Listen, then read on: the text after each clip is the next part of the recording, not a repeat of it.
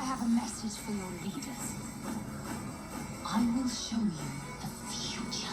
Holy sh! Wow, I just saw the first 2 episodes of Creature Commandos last night, and man, I'm blown away. I just want to add that being a Superman fan, I'm quite happy they use this for the logo. Yeah, Superman. And from the first episode, they make it quite clear which projects are canon to the DCU. Right in the first episode, both Amanda Waller and Rick Flag Sr. talk how this takes place 2 years after Project Starfish, which is James Gunn's The Suicide Squad. Now, whether or not Margot Robbie is still Harley Quinn is still up in the air, but I think even if she was recast, Harley Quinn was still part of that Project Starfish operation. And then they talked about how Rick Flag is dead, so that's also from The Suicide Squad. But it does appear that Amanda Waller may not be telling Rick Flag Sr. the truth. She may not have even revealed that Peacemaker either one is still alive and that she used him,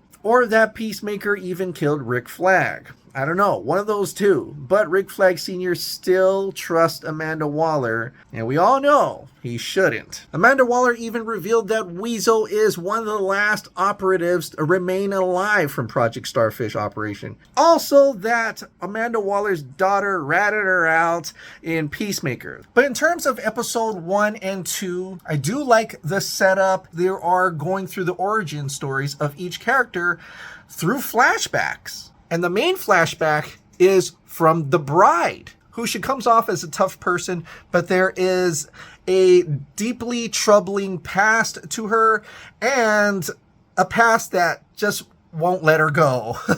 So I'm looking forward to seeing the origins for each of these characters. But because it's comic book action, I want to see comic book action. And it doesn't shy away from the violence. Oh my god. Now, for the most part, the animation is okay. But once it gets to the fights though, that's where this series really shines. Rick Flag Sr. versus Dr. Phosphorus, that was awesome. That was gritty, that was violent, and was pretty cool to see. But if you want superhero action, it's The Bride versus Cersei. Holy crap! I didn't think there was going to be a super-powered battle like that.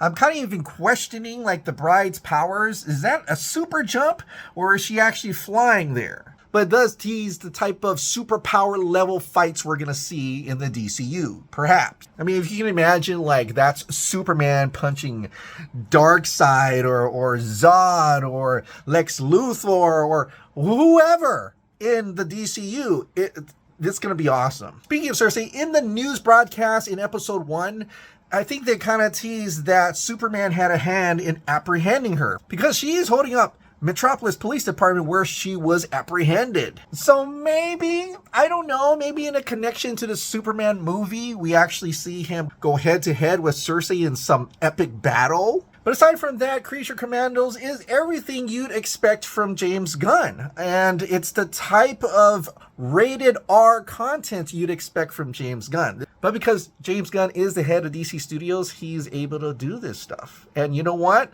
I'm kind of happy they're not shying away from showing this level of violence and even sexual stuff in here. I think it's not just all for kids. This is for adults. Rick Flag Sr. having sex with the princess? Victor having sex with the bride of Frankenstein?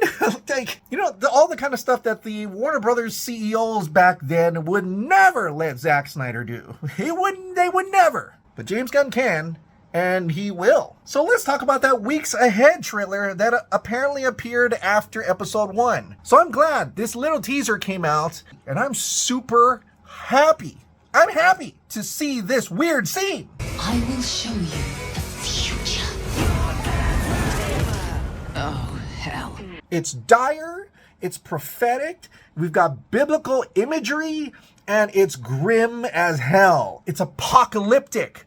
Now, I don't know the context of this, and people are saying maybe, perhaps, I don't know, maybe we'll see this in episode 4, I think, which is supposed to be about Weasel, so I don't know. And that there's more to this scene. And I have many theories for this, and which I'm going to share with you right now. People may think maybe this is Darkseid.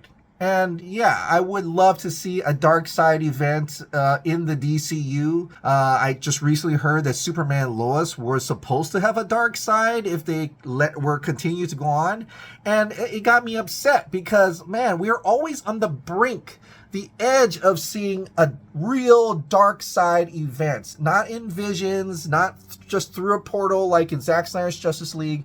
We never get over that hump, for everything always gets canceled. So if this is a dark side apocalyptic event, I would love and hopefully finally get to see something like that in the DCU. Live action, of course. But just in terms of just seeing the trailer and this teaser and seeing how the superheroes have been crucified. Well, Superman's the only one that's crucified, which is, you know, kind of funny. This is our first real look at this is our first look at DCU Superman, and he's crucified. Wow. Ballsy.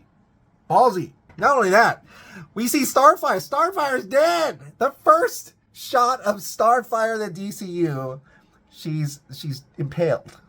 Impaled. The first official shot of Mr. Terrific, the DCU, impaled. they're dead. And there's other heroes in the background, but we can't quite see who they are. And Peacemaker is down. He's dead. Gruesome.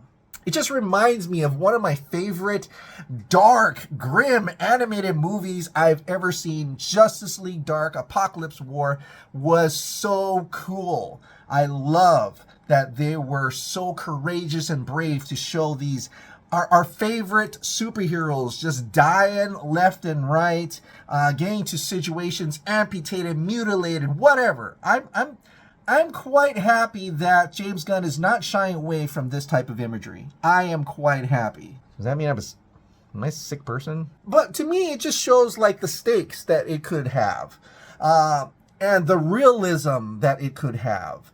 Like, DC is mythological. It can be biblical as well, but it can also, but that's not always good, and it's not always bright sunshine and rainbows. Sometimes they have to get into these darker apocalyptic moments. And one of the theories I do have, and it's just because they showed the nukes, I'm wondering if this is Kingdom Come in a way. You know, meta-humans fighting meta-humans, people not liking meta-humans, because, you know, we do have a nuke scene in Kingdom Come. So this could be it. I mean, this could be a tease of that in that sense in some way. Who knows? Maybe people are just tired of meta-humans. But this is just my theory. I don't know if that's how it's going to go. And so viewing Creature Commandos is a world-building story, and I would love to see their origin stories. Like, the Bride story is heartfelt, and it makes you understand the character even further. They even show that she's gone through so much, through many, many, many years, and the struggles there is cool.